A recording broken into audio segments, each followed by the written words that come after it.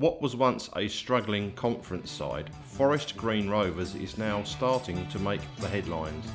Not only is the club a contender for first ever Football League place, but it's also simultaneously trying to revolutionise the game's ecological credentials. Turf Matters talks exclusively to the club's new head groundsman, Adam Witchell. When the chance arose to join the club, it was an opportunity Adam couldn't turn down, as he explains. No, I started in the industry many years ago. I was training for the Marines and doing the Marines, and then with a knee injury, I left. I went back home to my village in Abu Dhabi. There's a golf course, a very good links course in Abu Dhabi, where one of the greenkeepers was ill. So they asked if I wouldn't mind covering until he was back on his feet. So I loved it. I started out working outside. They were very impressed with what I did. It's such a short space of time. They offered me a full-time role. Then I carried on greenkeeping, doing my levels 1 and 2. As well as that, I had my own lawn care business, which I did in the Welsh vicinity. And there was a local football team next door, which I volunteered and just looked after the football pitch for them, where since doing that, we tend to get better games, like more cup finals and things, semi-finals, and I used to look how other groundsmen would do patterns, like Lee Jackson done the half circles meet in the middle. I used to then mimic those patterns, and then there wasn't really much progression going forward. I'd already reached the height I could get to at the golf course, and there was a job as the head groundsman at Beversbrook Sports Facility, which is in Carlne. I went there. It was a local authority site. There's 15 pitches, cricket outfields. There's a lot to take on from greenkeeping, but I embraced the challenge there. I was supported well by the council. I did lots of changes. I took away a lot of the spraying they did. I never ever used the fungicide. I used to speak to Stuart Ward, who was the previous groundsman here, and I would use more of the organics, stay away from everything. And then in the 5 years I believe I was head groundsman, we were up for awards for 4 of them. I think we won it 3 times. We came runner-up once in the IAG Grassroots Sports Facility of the Year. Also last year I was Wilts Groundsman of the Year and runner-up in the FA Groundsman of the Year. Since then I've worked for the FA doing pitch advisory for the pitch improvement programme. I also have taught the intermediate and foundation levels for the IOG, and then I was quite happy at Beversbrook. We were doing really well, and then the job came up as head groundsman here. I knew the previous one, Stuart. I like it's the same what I was doing with the ethos, the environmental ethos. Not using fungicides, coming away from all chemicals and things, trying to do it all on an organic scale. Trying to get the plant strong so you don't need to spray things on the plant to stop disease and things. So I met the people here. They're amazing. There's a great feel, a great plan. It's a very progressive club going forward. There were plans for a new stadium, and generally just had a good feeling about it. Very happy to be here, and it's a challenge. It's a bigger challenge than I thought, but it's something I love. I come to work and I love it. Spend a lot of time here from my partner, but no, generally I love it. Forest Green Rovers are an amazing club, and it's a great job and a great industry to be in. Forest Green Rovers are currently working towards achieving the gold standard for environmental performance that would see them become the world's first truly sustainable football club. So how does the club achieve this?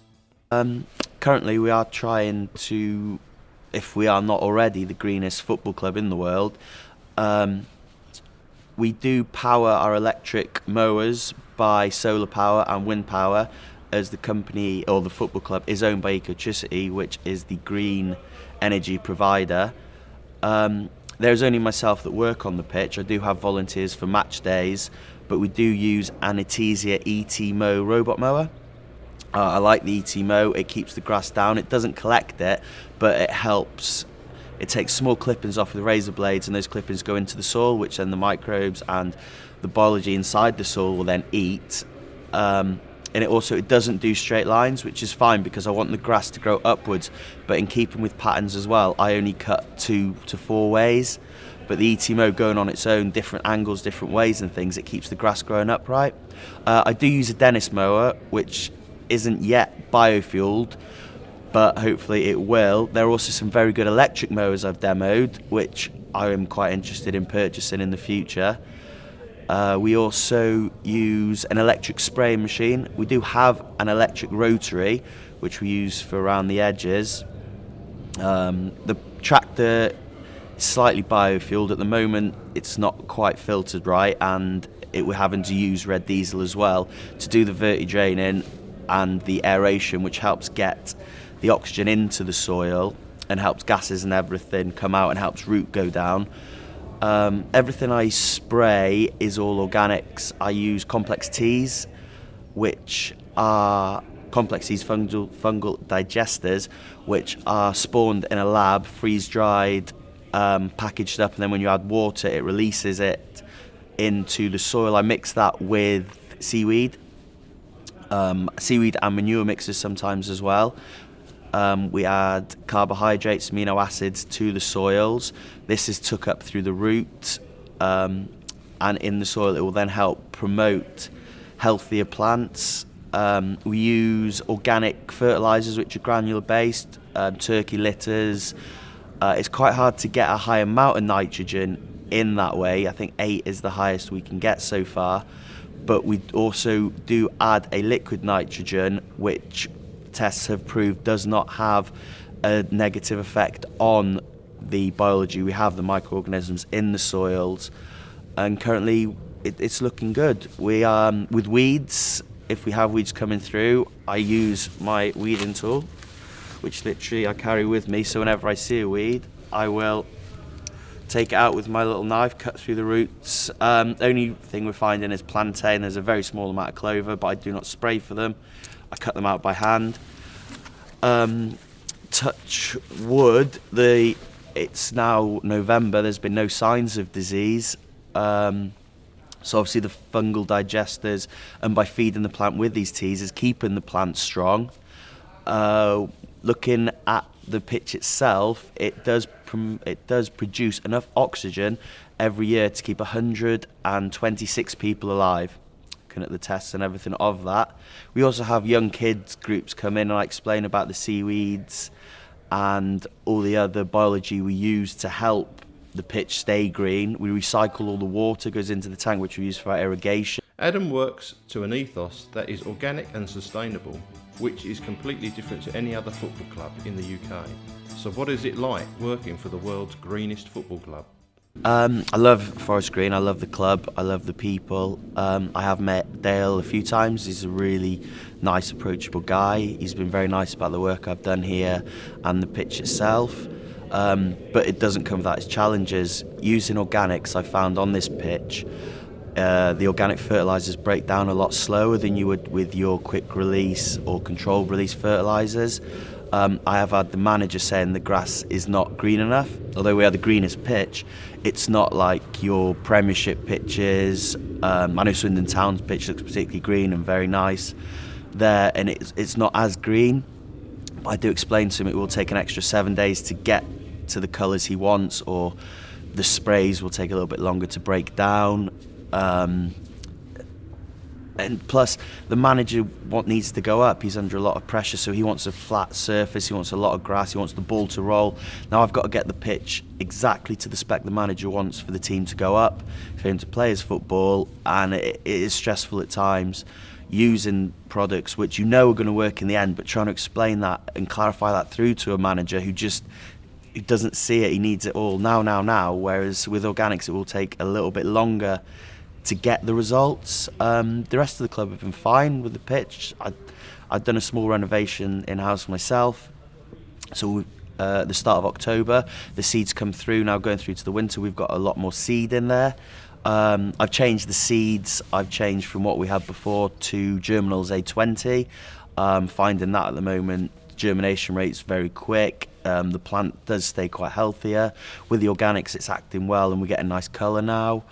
Once the fertiliser does break down, then we are getting that nice, say, Premiership green colour, but it does take a lot of work to get that.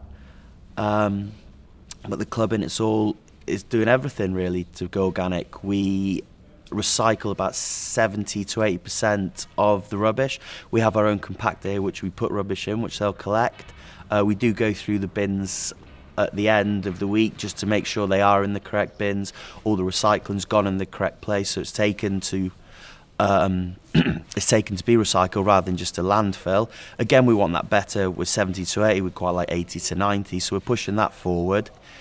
The food here is all vegan.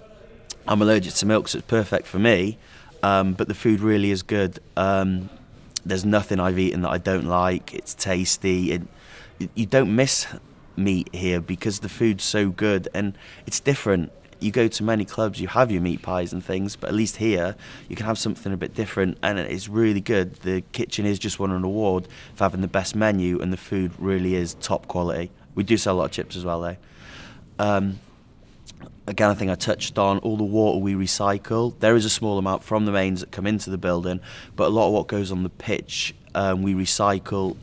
So we keep records of everything. I know how much water I use, how much water we've been used years before, how much of that water is recycled. So we do get a big, or we do get money back from the water board because of the fact we recycle, and we keep all the meter readings and everything. Everything's powered The electricity we power here is all done through solar panels, which we'll find on the top of the stands, and also wind power, which you'll find on the top of the hill. There's the first wind turbine. We do take kids on a trail and they look at the different boards to see how everything is organic, how it's powered by wind and sun, how the water that goes on the pitch comes off the pitch in a nice recycled fashion. And also a lot of clubs will spray for worms. Well, on the pitch here we actually promote worms because we show the children that by having worms at the top means that we've got a healthy surface at the bottom. So one of the trails is the organic pitch and how it works and how the worms then digest and help with the promotion under the soil, but also how healthy it is by the signs of worms. I do try and clear them up for match days, the worm cast with a brush and a pot, because obviously on the mower it will streak. But all our electric tools and everything are powered by electricity. The whole building, the whole stadium, everything's powered by wind and solar panels. Adam's dedication to this new eco-vision is admirable. He has talked to us with passion about the club's ethos and oozes pride at being part of the first football club in the UK to be taking such measures. So is this a blueprint that could easily be replicated throughout the footballing league? Yeah, I think what we're doing here is amazing. It's a great project to be in. It is, I suppose, pioneering at the moment. We've got green electricity, which powers a lot of our vehicles here. The pitch doesn't get sprayed with any chemicals or anything. It's all done by hand. We've got organic fertilisers going down. We are feeding the plants a lot more, and which will then help by not using any fungicides. There'll be no disease coming in. Hopefully we can keep the pitch to a high standard for the football team to play a great level of football. Everything is green, and I think it's a way of going forward. I know there's a lot of clubs now looking at taking away the fungicides, and they are catching up with what we're doing here. Golf clubs are slightly a little bit forward. They've been doing this for a lot longer, but it's like what I was learning at the golf club before. I'm bringing here, and I brought a Beversbrook, and there's a great ethos. I have messages from Paul Burgess from Real Madrid asking about it. There's other clubs out there now which are interested in what we're doing, how we're doing it, is it working, what are the problems I'm finding. So hopefully going forward it's going to be trial and error, but at the moment everything is looking good for this to be a blueprint for clubs, football stadia in the future to go down, which will then help with nature and everything, with it all being organic, and it will be a lot more sustainable, which this club is really all about, is sustainability. Time will tell whether the concepts can be replicated at other clubs, but Forest Green Rovers certainly won't be resting on their laurels. Initial plans for a brand new purpose-built stadium have already been unveiled as part of a 100-acre sports, green and technology centre called Eco Park. What is good about Forest Green is we're not just stopping here, we're not just doing work and then staying here. We're a progressive club. Going forward, we are doing plans now for a new stadium. The architect has just been announced, and it's going to be a wooden stadium, so there's going to be no carbon footprint. And there's also going to be vents to allow air to circulate around the pitch, which will help because a lot of stadia is built quite high and the pitch isn't one of the things they think about, and you have to have grow lights and fans to pump air around. On top of this stadium, there will be a training facility for all the players, for all different academy ages. Also, I think there'll be scope for the local community to use the pitches there. We're also looking at possibly doing organic veg to feed the players, and then we will then look at possibly more Artesia mowers to look after the grounds, a lot more robots to help cut the ground, and then the other side there will be an eco-industrial site for all manufacture of everything green. So for the whole thing going forward, we're already looking at doing grass clippings into natural gases. So it will be more sustainable. Instead of grass clippings getting mulched down, we can mulch it and turn it into gas for the cookers and everything on site. Also, the other things we'll be looking at is with the more pitches, more machinery, but how to do it with a less of a carbon footprint. We want sustainable areas, everything round the grounds. It's got to be immaculate. We've got to keep with the non-spraying of fungicides and things. So the challenges are getting bigger, the challenges are getting harder, but we're pushing it forward, we're making it bigger. We want these challenges and we want to prove that we can do it. Like I said, there's a lot of trial and error, but I think we're going the right way to, in the future, having a green, not just a green football club stadium, but a greener site, which will be the only one I know of in the world, and hopefully it'll be a blueprint for other clubs that are getting bigger, and hopefully we'll raise through the leagues with our message and get it out there to different clubs about what we can do and what we're going to do. It's not what we can do. There's a lot of, I've had negative feedback about what we're doing, but if we listen to all the negative feedback, we wouldn't carry on and do what we're doing. So we just carry on, and hopefully in time we'll realise it is a great blueprint for everyone to do.